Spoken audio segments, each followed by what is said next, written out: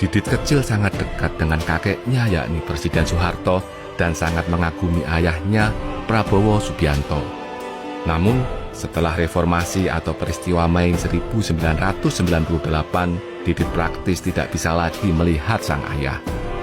Prabowo diusir dari keluarga Cendana karena dianggap telah berkhianat, ingin melengsarkan Pak Harto. Didit sangat terpukul.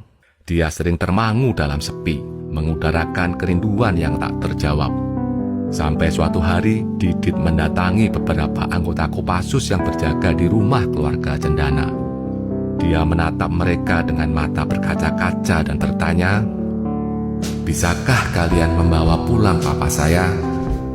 Para anggota Kopassus itu terdiam, tidak bisa menjawab.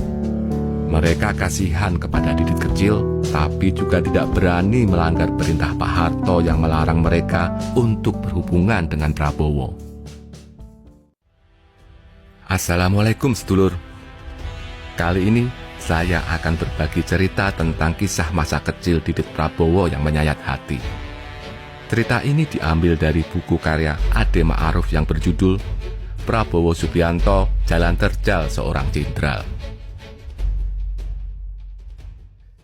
Didit Prabowo lahir pada 22 Maret 1984 dengan nama lengkap Ragowo Hedi Prasetyo. Nama tersebut merupakan pemberian dari sang kakek yakni Presiden Soeharto. Saat kecil, Didit sangat disayang oleh kakeknya. Hampir semua keinginannya selalu dituruti Pak Harto.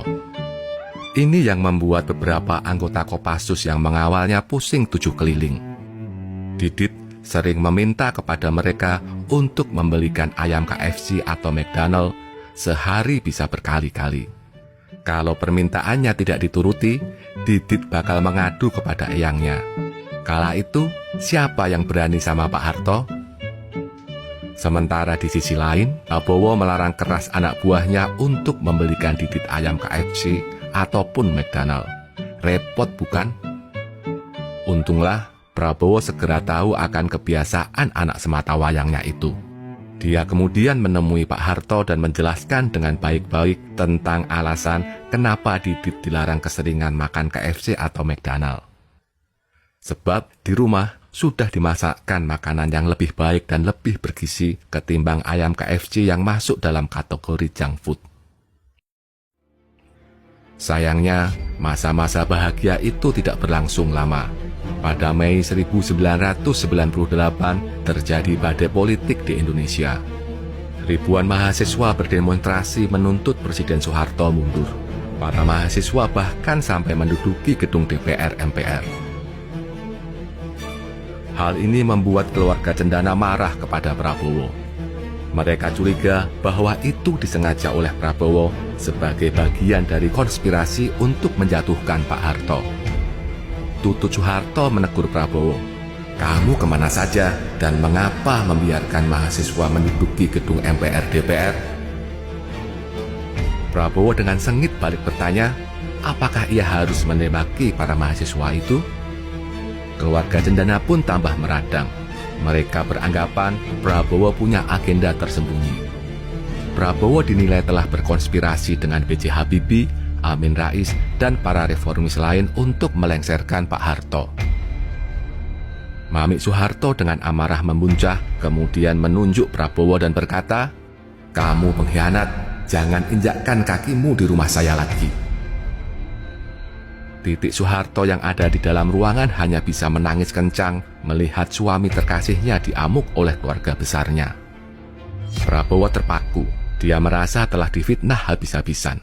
Di luar dia dianggap sebagai bagian dari antek keluarga Cendana, sementara oleh keluarga Cendana sendiri dirinya justru dianggap pengkhianat. Apalagi setelah itu Pak Harto memberikan perintah yang bunyinya bak petir di siang bolong. "Tinggalkan pengkhianat itu," kata Pak Harto kepada Titik. Dengan diiringi tangisan Titik yang tak kunjung berhenti, Prabowo pergi meninggalkan rumah keluarga Cendana. Sejak saat itu, Prabowo dilarang datang ke rumah Cendana. Bahkan yang lebih memilukan, Prabowo dilarang untuk bersatu dengan istri dan anak kinasihnya Didit. Karena tekanan politik yang begitu dahsyat dan fitnah bertubi-tubi, Prabowo akhirnya memutuskan untuk pergi meninggalkan Indonesia. Dia menerima ajakan teman karibnya yakni Raja Abdullah dari Yordania untuk tinggal di sana. Sementara di Indonesia, Didit merana ditinggal oleh sosok ayah yang dikaguminya. Dia juga tidak bisa lagi bermain dengan kakeknya yang sudah sakit-sakitan. Didit menjadi sosok yang pendiam dan tidak banyak bicara. Tiap hari dia hanya bisa menunggu dengan tatapan mata kosong, kapan ya ayahnya bisa pulang menemunya lagi? Suatu hari, Didit mengungkapkan perasaannya kepada beberapa anggota Kopassus yang berjaga di rumah Cendana. Ia berkata, "Dulu saat papa saya pergi berperang, walaupun saya tahu ia bertaruh hidup dan mati, saya tetap tenang karena saya tahu dia akan tetap pulang. Namun sekarang, walaupun dia hidup, dia tidak bisa pulang."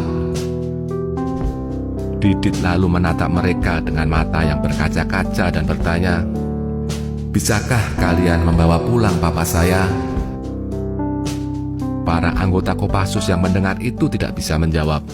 Mereka merasa kasihan kepada Didit kecil, tapi mereka juga tidak bisa melanggar perintah yang melarang mereka untuk berhubungan dengan Prabowo.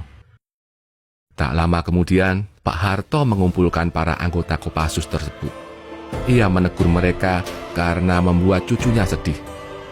Pak Harto memerintahkan mereka untuk menuruti apapun kemauan Didit asal cucunya senang.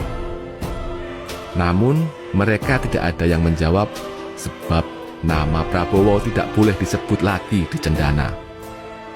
Akhirnya, seorang atasan yang lebih senior dari mereka menjawab, "Siap Pak, Mas Didit minta kami membawa papanya pulang Pak."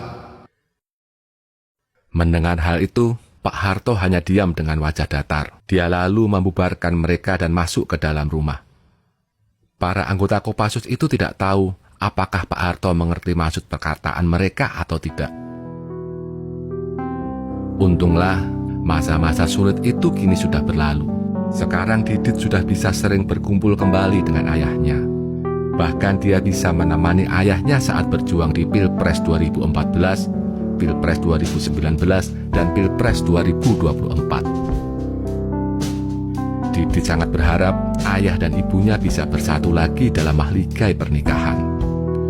Sebab ia yakin ayah dan ibunya masih saling mencintai meski telah dipisahkan secara paksa oleh dinamika politik. Terima kasih sudah menonton. Wassalamualaikum warahmatullahi wabarakatuh.